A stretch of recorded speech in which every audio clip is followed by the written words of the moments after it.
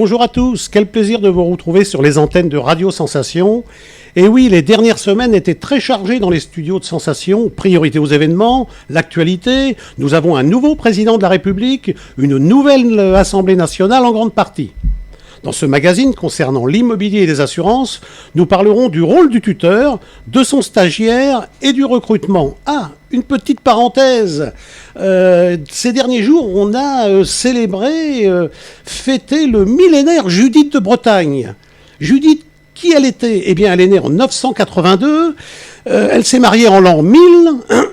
Et en 1013, elle décide de contribuer à la pose et à la construction de l'abbaye de Bernay. L'abbaye de Bernay qui est située à 2 pas d'ici, plein centre-ville, ce qu'on appelle l'abbatiale, place de l'Hôtel de Ville, place Gustave-Héon. Et en fait, ensuite, malheureusement, elle n'en verra pas la fin parce qu'elle est décédée en 1017. Mais son mari, bien évidemment, lui, a continué. Alors, il faut savoir qu'elle a reçu, pour son mariage, elle a reçu les terres du Lieuvin, un petit cadeau de mariage, les terres du Lieuvin, et elle a décidé, comme elle était très pieuse, de construire cette abbaye. Et elle repose actuellement à l'église Notre-Dame de la Couture, qui est derrière la gare. Nous revenons en 2017 pour parler du tuteur. Jacques Cernet, bonjour. Bonjour Pascal. Pour parler de son stage en entreprise, en assurance, elle nous a fait le plaisir d'être parmi nous. Émilie, bonjour. Bonjour. Donc vous faites un stage en assurance à Bernay chez Fabrice Allais, un agent d'assurance, tout agent d'assurance Menval exactement. C'est ça. Le tuteur. Donc Jacques, première question. Quel est le rôle du tuteur par rapport à son stagiaire ? Le rôle d'un tuteur par rapport à son stagiaire, il est double. La première chose, c'est l'accompagnement dans le milieu professionnel, puisque, comme son nom l'indique, en tant que stagiaire et dans un certain milieu, c'est une personne qui va être là pour être formée. Et puis, son rôle est de l'aider à s'organiser, de suivre et également de se réaliser, sachant que le but de recrutement de stagiaires selon les types de contrats pour une entreprise va être très clairement à l'issue du stage, vais-je embaucher ou non la personne. Donc, le tuteur a tout intérêt à faire une formation de qualité pour avoir quelqu'un qui va être opérationnel immédiatement. Donc, vous avez des missions aussi, vous, en tant que tuteur, à respecter par rapport à votre stagiaire. C'est ça. Vous devez le suivre, l'accompagner, le suivre, l'aider en quelque sorte. Exactement. Émilie, donc, vous êtes arrivée dans l'assurance comment ? Quel est votre parcours ? Alors moi, j'ai fait un bac pro commerce au lycée Clément Ader et donc ensuite j'ai cherché du travail. J'ai trouvé dans un magasin de prêt-à-porter à Lisieux un CDD d'1 an. Et suite à ça, j'ai voulu reprendre mes études. Donc j'ai cherché à associer le commerce et en même temps l'administratif. Et donc je me suis lancée à la recherche d'un employeur pour un BTS NRC, donc négociation, relations et clients. Et vous avez trouvé ? C'est ça, dans l'assurance du coup. Et alors là, vous préparez quoi là ? Vous préparez ça où et dans quelle école et qu'est-ce que vous préparez ? Alors là, je suis actuellement à la CCI, donc à Évreux, la Chambre des commerces. Et donc du coup, je prépare mon BTS en 2 ans. Et donc, je passerai mes examens là l'année prochaine. D'accord. Et alors, vous êtes à l'école une semaine sur 2, un mois sur 2 ? Alors, une semaine. C'est un rythme d'une semaine. Une semaine, je suis à l'école, une semaine, je suis à l'employeur. Quel est votre rôle au sein de l'agence d'assurance ? Alors, du cabinet d'assurance, plus exactement ? Moi, j'assiste en fait les collaboratrices d'agence. Donc, quand elles ne sont pas là, je les remplace aussi. Donc moi j'effectue la gestion de sinistres, les gestions de dossiers production. Donc après je suis là pour les épauler aussi dans leurs dossiers. Et puis voilà. Il y a, Jacques, il y a des rapports, les stagiaires, ils ont des rapports à faire, des rapports de stage, vous les aidez, comment ça se passe ? Alors, si c'est un stagiaire qui n'est pas dans le cadre d'une alternance, le stagiaire a effectivement des rapports de stage à faire qui peut aussi sanctionner de façon positive son diplôme. Et donc, bien entendu, on va leur fournir des informations qui, pour certaines, peuvent être divulguées, pour d'autres, doivent rester confidentielles par rapport à la spécificité de chacune des sociétés. Et par contre, quand c'est un un stagiaire en alternance, on va avoir effectivement une période école, une période entreprise, et les comptes rendus vont être réguliers, puisqu'il y a un nombre d'heures de formation minimum qui est dû à l'école, et il y a un suivi tripartite entre le ou la stagiaire, le ou la référente, et puis l'école.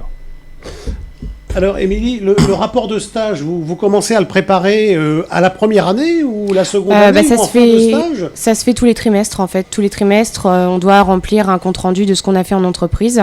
Mon tuteur doit remplir ce qu'il a pensé de ma prestation. Vous pouvez tout dire, il n'est pas là, et puis il ne sera pas. J'en profite. Profitez-en, allez-y. Donc, il doit dire ce que j'ai fait en entreprise aussi. Il faut que ça soit assez cohérent avec le référentiel, du coup, de l'examen.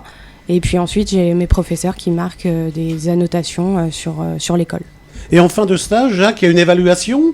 Lorsqu'il y a un diplôme comme un BTS ou assurance ou autre, ou un BTS profession immobilière, vous faites partie du jury ou pas ? Alors on peut faire partie du jury, c'est à la demande. Maintenant, une certaine éthique ne nous autorise pas à faire partie du jury du candidat qu'on a reçu en entreprise, parce que ce n'est pas forcément très équitable pour les autres candidats. Logique. Donc, alors, ça débouche sur des métiers, vous en avez soulevé quelques-uns tout à l'heure.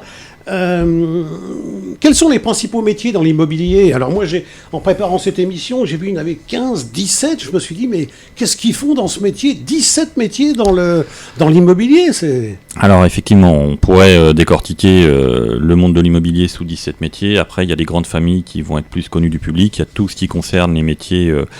de l'assistanat, puisque quand on va rentrer dans une agence immobilière, la première personne qu'on va voir, c'est l'assistante, qui est un point central de l'agence. Après, vous allez avoir tous les métiers de la transaction, les conseillers ou les conseillères en transaction. Vous allez avoir les métiers de la location pure. Vous allez avoir les métiers de la gestion. Donc gestion de portefeuille pour des bailleurs, par exemple. Et puis, on a les métiers concernant le syndic pour la gestion des copropriétés. Et d'autres agences sont spécialisées plutôt dans la vente de fonds de commerce, dans la vente de murs commerciaux ou de sociétés de parts sociales. Émilie, lorsque vous allez être diplômée,